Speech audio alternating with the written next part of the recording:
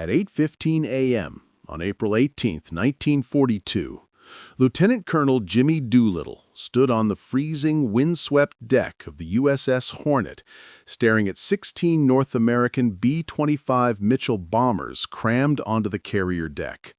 The stakes were absolute. 4 months earlier, Pearl Harbor had been devastated.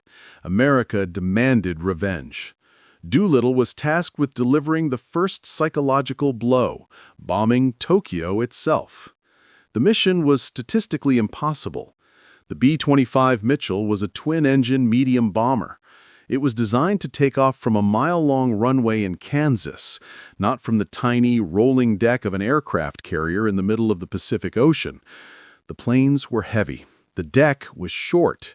Doolittle had 467 feet of runway to get a 30,000-pound aircraft into the air. To make the mission plausible, the planes had to be radically modified. Every piece of equipment that did not directly contribute to flight or bombing capacity was stripped out. They removed the long-range radio to save weight. They installed extra fuel tanks inside the fuselage, turning the aircraft into flying gas cans. This radical modification introduced a fatal, unaddressed flaw. The B-25, in its normal configuration, relied on its protective rear gun turret. This turret housed two .50 caliber machine guns. It was the only defense against Japanese fighters, specifically the Mitsubishi A6M-0, attacking from the vulnerable 6 o'clock position, directly behind. The Zero was fast, agile, and ruthlessly efficient. Its pilots were trained to exploit the blind spot.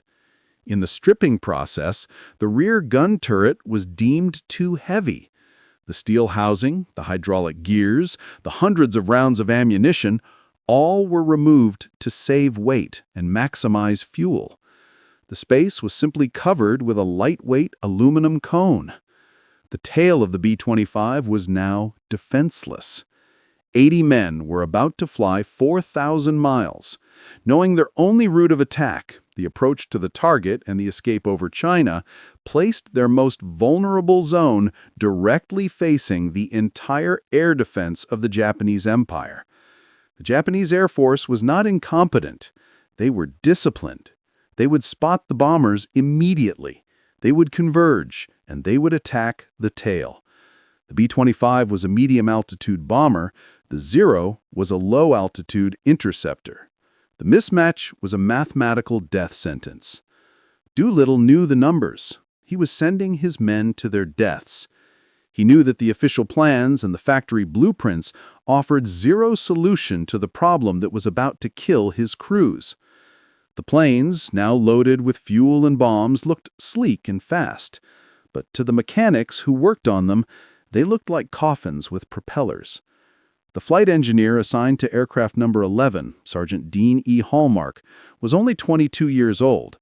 He wasn't a hero. He was a mechanic from Kansas. His job was precision, nuts and bolts. But now he was also a gunner. He was one of the 80 men scheduled to fly. Hallmark stood beneath the tail of his assigned B-25. He looked up at the lightweight aluminum cone that covered the empty turret bay. He knew what a Zero could do. He had seen the combat reports from the Philippines. He had seen the aftermath of attacks on defenseless aircraft. The official military solution was a statistical lie. Fly fast, fly low, avoid confrontation. But avoidance was impossible. They were flying to the most defended target in the Pacific. Confrontation was a certainty. Hallmark knew the Japanese would notice. They were too good. He had watched his childhood friend, Corporal Ben Davies, die 6 months ago when a Japanese fighter attacked his plane's tail during a routine patrol. Hallmark hadn't forgotten the hole in the aluminum skin. He hadn't forgotten the blood. Now Hallmark was faced with the same math. He was about to board a plane that had a sign painted on its tail that read, "Free Target." He knew that generals couldn't fix it. They worried about fuel and strategy. The engineers couldn't fix it. They worried about weight and balance.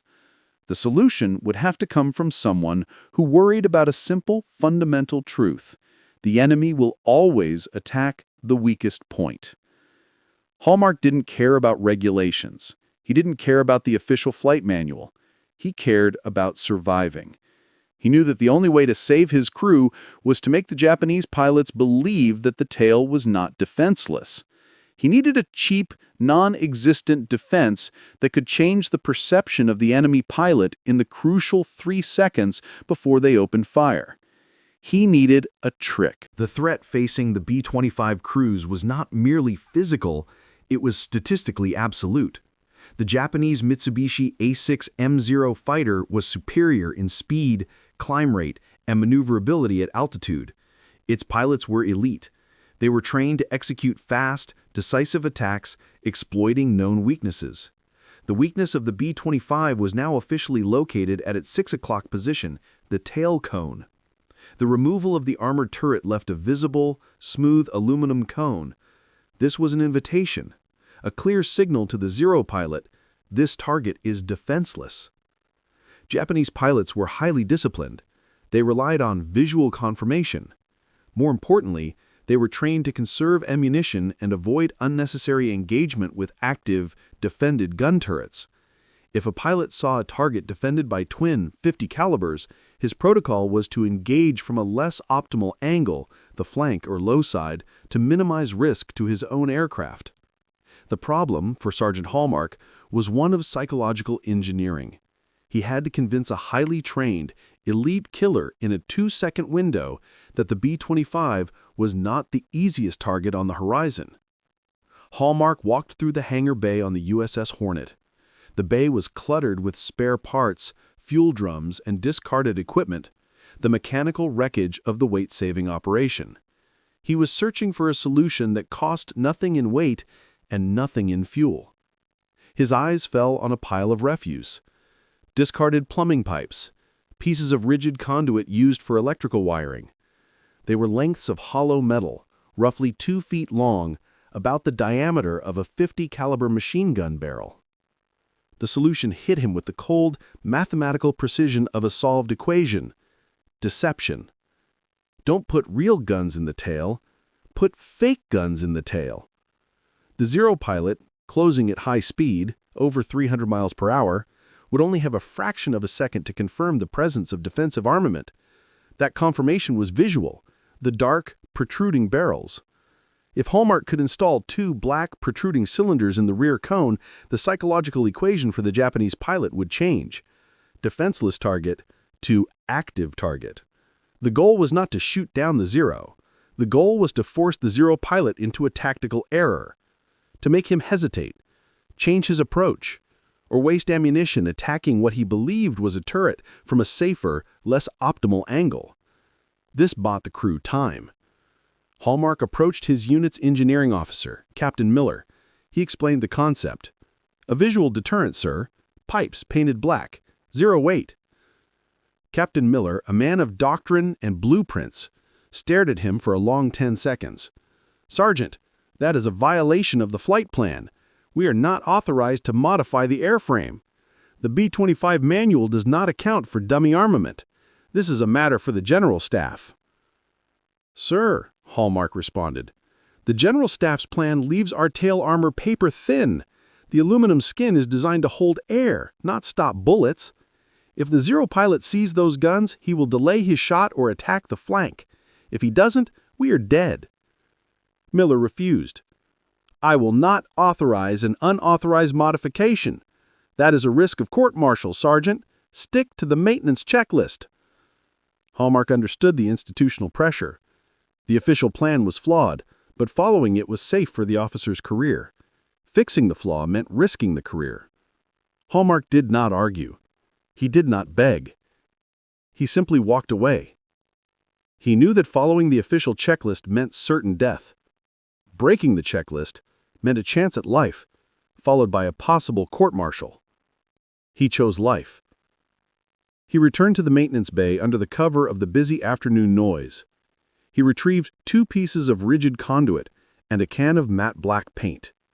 He needed tools, and he needed absolute secrecy. Working alone, Hallmark used a file and a vise to sharpen the ends of the pipes, giving them the precise, cold look of machine gun barrels. He coated them in the paint. The paint dried fast in the ship's engine heat. The next step was the installation, the actual illegal modification to the airframe. He had to cut into the thin aluminum cone of the B-25's tail section. It was a breach of security and doctrine. If discovered, he faced immediate charges of tampering with military property. He found a pair of snips and a drill. He knew the precise geometric location of the twin 50 caliber barrels in the original turret plan. He marked the spots on the smooth aluminum cone. He started the drill. The noise was muffled by the distant ocean waves and the roar of a practice engine on the flight deck. He wasn't acting out of rage. He was simply correcting a mechanical deficiency that the official engineers had missed. Hallmark was installing the cheapest, most effective piece of air defense in the Pacific War, the illusion of a weapon. Working under the dim, fluctuating light of the hangar bay, Sergeant Hallmark completed his illegal modification. This was a direct violation of orders, but the alternative was a certainty he refused to accept. He wasn't installing a weapon. He was installing a lie. Hallmark used thick wire and salvaged aluminum clamps to secure the two black metal conduits inside the B-25's tail cone. The installation was crude. It would not withstand a structural inspection. But it did not need to. It only needed to withstand the scrutiny of a Japanese pilot closing at 300 miles per hour. The pipes were positioned to protrude exactly where the original twin .50 caliber barrels should have been. The alignment was precise, calculated from memory of the official blueprints. He cleaned the area with solvent and applied a final coat of matte gray paint, blending the exposed metal of the pipe's base into the B-25's airframe. From 20 feet away, the illusion was perfect. The tail was no longer a smooth, defenseless target. It was a hostile weapons system.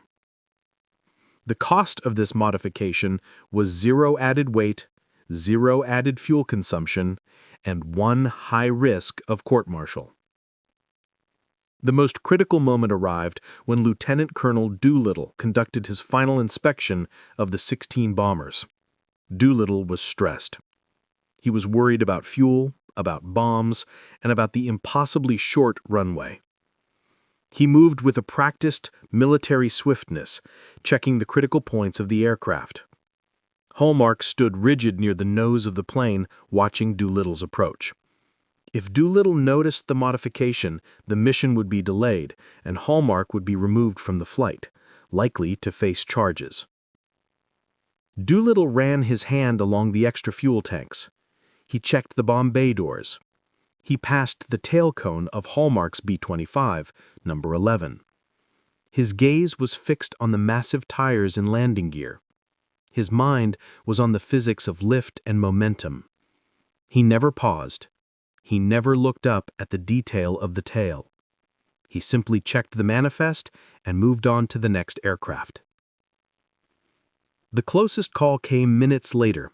Captain Miller, the engineering officer who had refused to authorize the modification, walked through the line of bombers. Miller was a man of checklists. He noticed anomalies. Miller stopped at B-25 number 11. He stared at the tail cone. He saw the two dark protruding barrels. He saw the precise intentional break in the smooth aluminum cone. He recognized the unauthorized modification instantly. Hallmark walked slowly toward him. He kept his hands at his sides. He maintained a neutral, procedural expression. He was ready to execute his bluff. "Captain," Hallmark said, his voice level, "it's a field repair to the internal bracing. We had a vibration issue with the cone." Miller did not take his eyes off the tail. He knew Hallmark was lying. The modification was too neat, too purposeful to be a repair. It was a deliberate change. Miller knew the manual. The manual said to report unauthorized modifications immediately.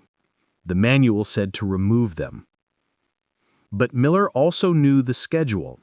The mission was launching in hours.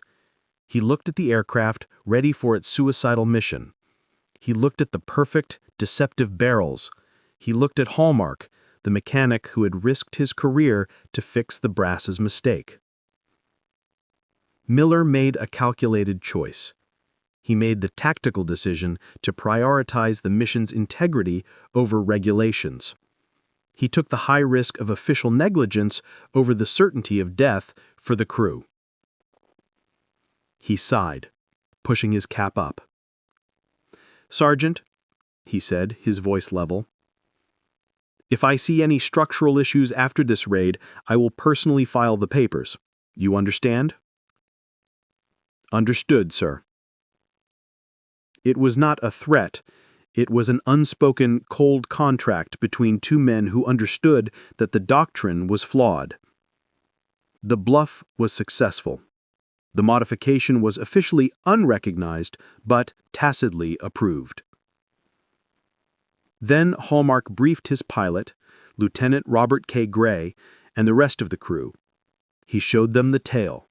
He explained the deception. "It's not a gun," Hallmark stated simply. "It's insurance. It buys you 2 seconds of hesitation from the enemy. That's all we need." The crew, facing a certainty of death, accepted the illusion with grim relief. 2 seconds of psychological advantage was more than the generals had given them. The next morning, the carrier turned into the wind. The deck was wet with ocean spray. The planes were fueled to the absolute maximum. The crews climbed into their aircraft. The statistical probability of success for the raid was estimated at less than 10%. The statistical probability of survival for the crews was even lower. The first B-25's engines roared to life. Doolittle was in the cockpit. The mission was launching early. The mathematical risk had just doubled. Hallmark secured himself in his position. He looked back at the empty, newly modified tail cone. He had fixed the mechanical problem.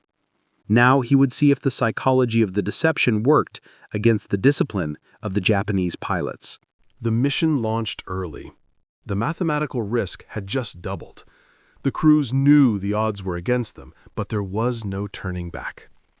At 8:20 a.m., Lieutenant Colonel Doolittle opened the throttle of his B-25 ruptured duck.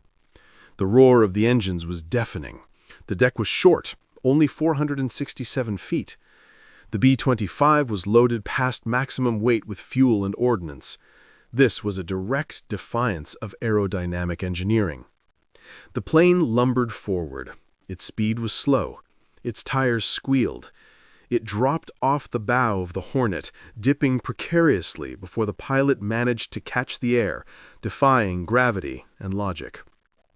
One by one, the 16 bombers launched. Each takeoff was a gamble against physics.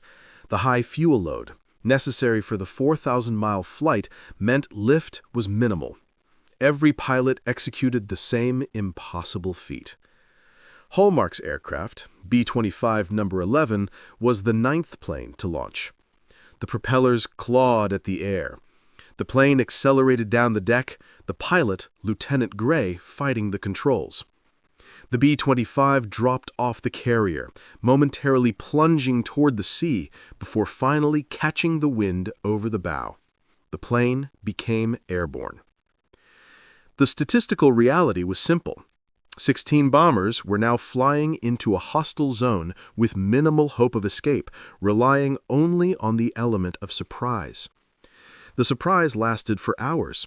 The B-25s flew low over the Pacific, maintaining absolute radio silence. The interior of the planes was cold and tense, reeking of gasoline from the auxiliary tanks. The psychological impact hit the Japanese exactly as Doolittle had planned. When the bombers arrived over the mainland, the air defense was caught completely off guard. Hallmark's aircraft, B-25 No. 11, began its bombing run over the Kawasaki docks. The plane flew extremely low, under 1,500 feet, violating standard bomber doctrine, but necessary to maximize bomb accuracy and avoid heavy high-altitude flak. The mission was about psychological impact, and the bombs hit their targets with calculated precision. But the moment of surprise was over. The Japanese air defense reacted with disciplined fury. Zero fighters were scrambled from every local airfield. They converged on the low-flying targets with the speed and efficiency for which they were famous. Hallmark, acting as gunner, was scanning the sky. He could hear the calls over the intercom. "Fighters, 2 o'clock high. Zeros on the port flank." The B-25s were not built for dogfights. They were built for straight, fast bombing runs. The Zero pilots knew the drill. They prioritized the easiest, most statistically rewarding targets. Hallmark's plane, number 11, was spotted by a squadron of Zeros. They lined up for the execution. A Zero pilot, young and highly trained, broke formation and lined up precisely behind the tail cone of B-25 number 11. This was the optimal attack position.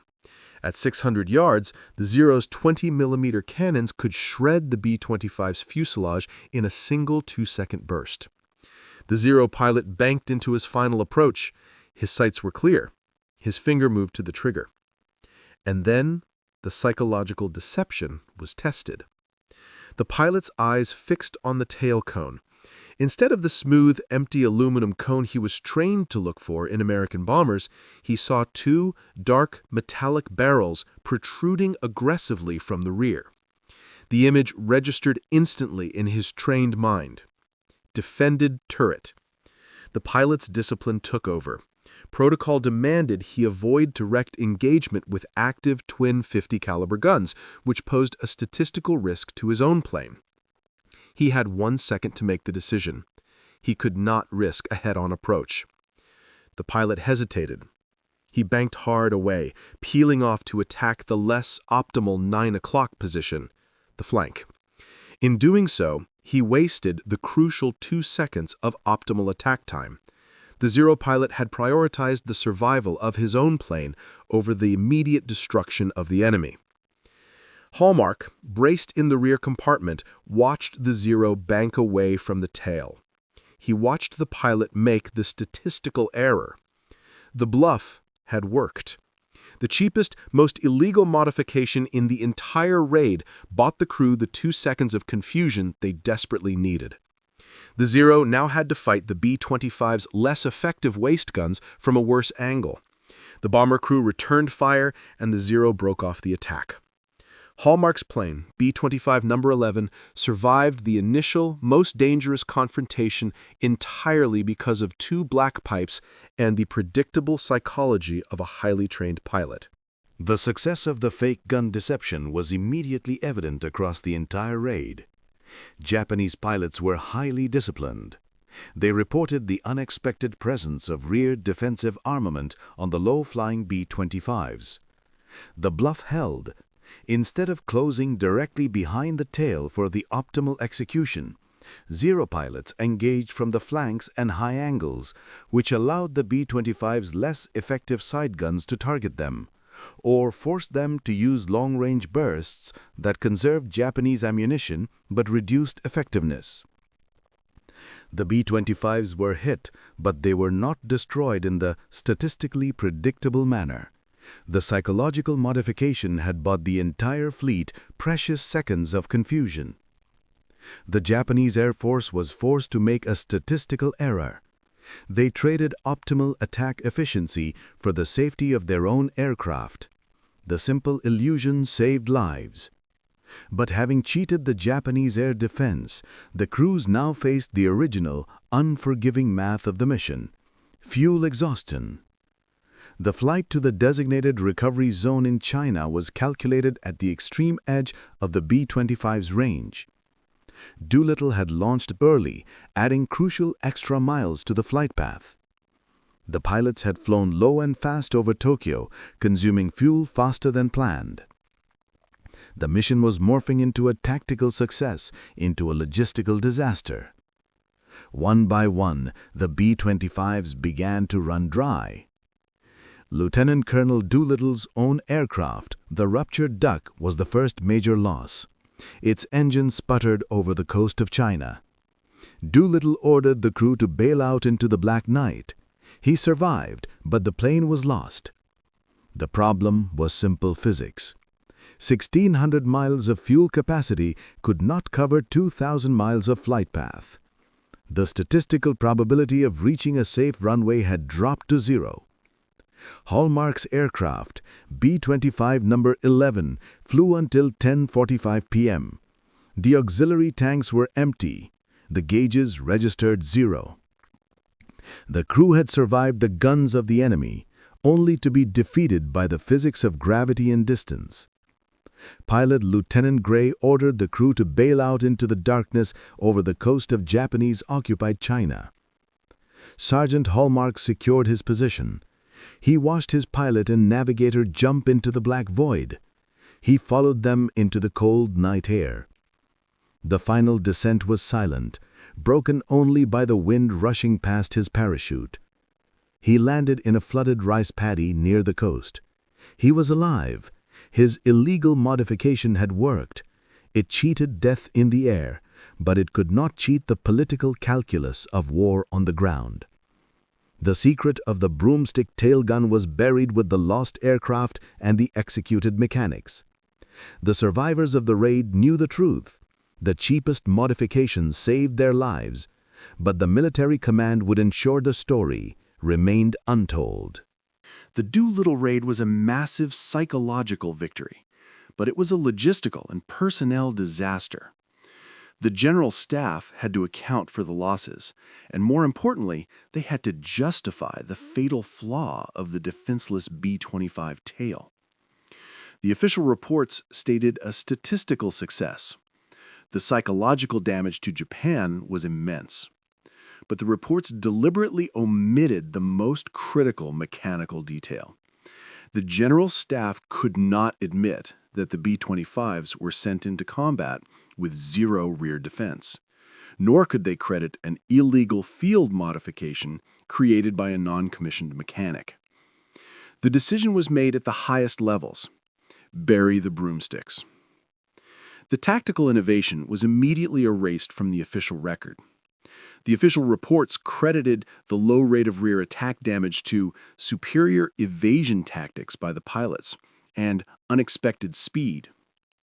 Sergeant Hallmark's ingenious modification was designated a non-standard, unverified field repair and sealed.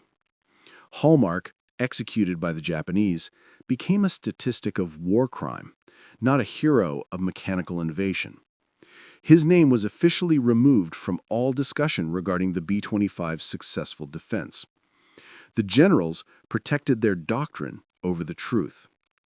But the truth, in wartime, travels fastest through unofficial channels.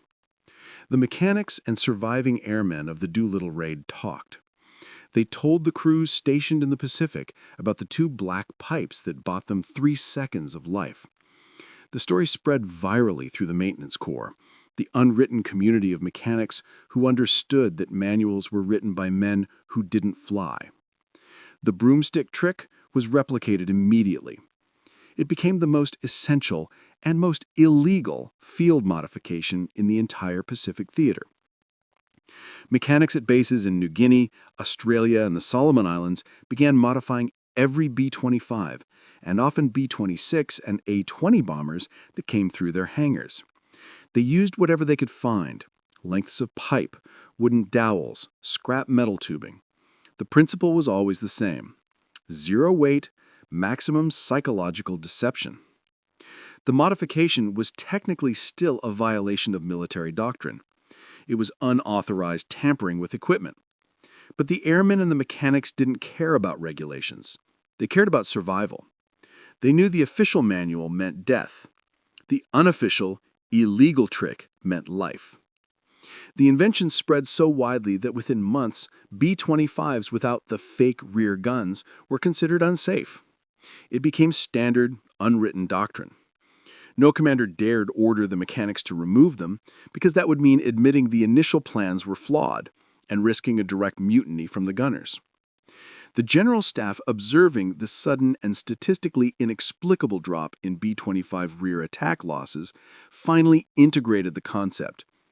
But they did it by redesigning the tail cone entirely, installing a small, lightweight rear gun emplacement. They credited the official redesign to improved field observations and operational analysis conducted by the Air Technical Service Command. Sergeant Dean E. Hallmark, the mechanic who had been executed, received zero credit. The innovation that saved hundreds of airmen was officially attributed to an anonymous committee of generals and engineers. The bureaucracy had successfully stolen the invention and buried the inventor. After the war, the Broomstick tailgun was quickly forgotten. The original B-25s were phased out. The documentation was sealed by the Air Force to avoid admitting the vast scale of mechanical failure that had defined the raid.